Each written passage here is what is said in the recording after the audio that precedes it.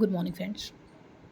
जैसा कि आपको पता है काफ़ी टाइम से हम जो है बीपीएससी 70th बीपीएससी प्रीलिम्स और मेंस के पीवाईक्यू को डिस्कस कर रहे हैं, जिसमें कि कल हमने एक इम्पॉर्टेंट टॉपिक देखा था जो कि एजुकेशन इन बिहार। उसको बहुत ही डिटेल्स में मैंने कवर किया था। अगर आपने नहीं देखा है तो उस वीडियो को प्लीज़ जाके देख लीजिए। इसी के सिलसिले में सबसे इम्पॉर्टेंट टॉपिक आज हम एक लेकर आए हैं, जिसमें कि मानसून और इसके मैकेनिज़म्स। तो आप देखेंगे बीपीएससी में बहुत बार ये क्वेश्चंस पूछा गया, 2-4 बार कम से कम ये क्वेश्चंस पूछा गया होगा। ठीक है, मानसून और इसके इम्पैक्ट हो गया, इसके मैकेनिज़्म हो गया, इंडिया के ऊपर क्या है, इन सारी चीज़ों के बारे में क्वेश्चंस पूछे जाते हैं। तो आज इसको हम बहुत ही डिटेल में कवर करेंगे और ज़्यादा इसमें टाइम आपका नहीं लेंगे। तो चलिए वीडियो को स्टार्ट करते हैं और देखते हैं कि मानसून से रिलेटेड क्या क्या चीज़ें हो सकती है। सबसे पहले हम मानसून देखेंगे, उसके बाद से इसके मैकेनिज़म्स देखेंगे, फिर उसके बाद से इसके फैक्टर्स ऑफ इन्फ्लुएंसेस क्या क्या चीज़ें हैं उसको देखेंगे। ठीक है, तो चलिए शुरू करते हैं। सबसे पहले इंपॉर्टेंट चीज़ें क्या क्या हैं इसके बारे में उसको देख लेते हैं। सॉरी। तो इसमें सबसे पहले इंपॉर्टेंट जो 2 थ्योरी हमें देखने हैं, जिसमें कि एक क्लासिकल थ्योरी होगा, दूसरा मॉडर्न थ्योरी होगा। तो क्लासिकल थ्योरी के बारे में अगर हम बात करेंगे, अभी मैं यहाँ पे लिख नहीं पाऊँगी, तो प्लीज़ आप इस चीज़ को यहाँ से देख लीजिएगा। क्लासिकल थ्योरी की अगर हम बात करें तो यहाँ पे सर एडमंड हेले थ्योरी की बात करते हैं।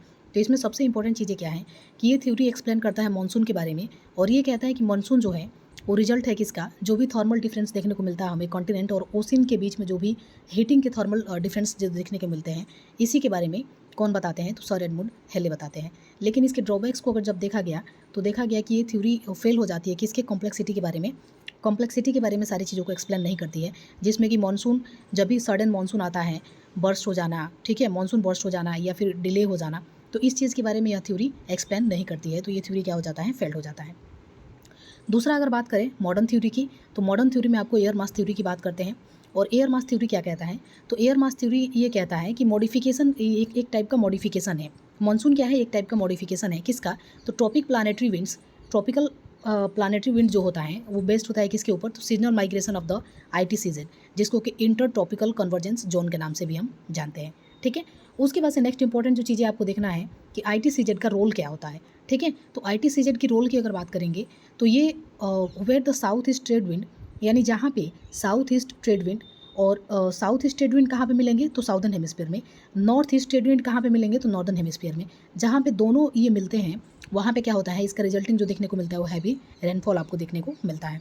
उसके बाद से बात करते हैं इसके कुछ फैक्टर्स क्या क्या हैं मानसून के, जो कि इन्फ्लुएंस करते हैं, फॉर्मेशन करते हैं और इंटेंसिटी, इन सारी चीज़ों के बारे में देखते हैं कि फैक्टर क्या क्या है। तो सबसे इंपॉर्टेंट जो फैक्टर की बात करेंगे तो इसमें इंक्लूड होगा आपका सबसे पहले लो प्रेशर ओवर तिब्बत में आपको लो प्रेशर देखने को मिलेगा।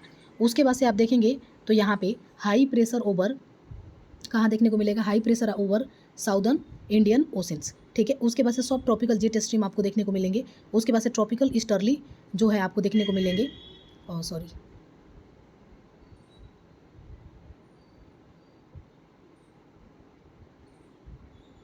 ट्रॉपिकल ईस्टर्ली, ठीक है,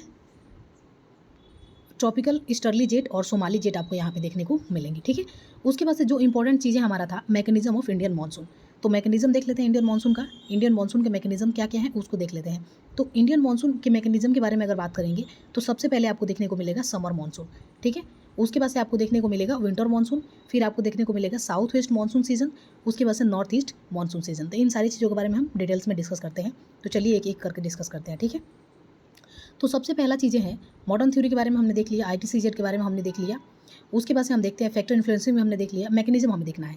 तो समर मानसून के बारे में अगर मैं बात करूं तो समर मानसून में आपको क्या याद रखना है, समर मानसून जो होता है ये सन अपेरेंट, मतलब समर मानसून जो होता है इसमें क्या होता है, ट्रॉपिक ऑफ कैंसर के ऊपर जो है आपको सन देखने को मिलता है।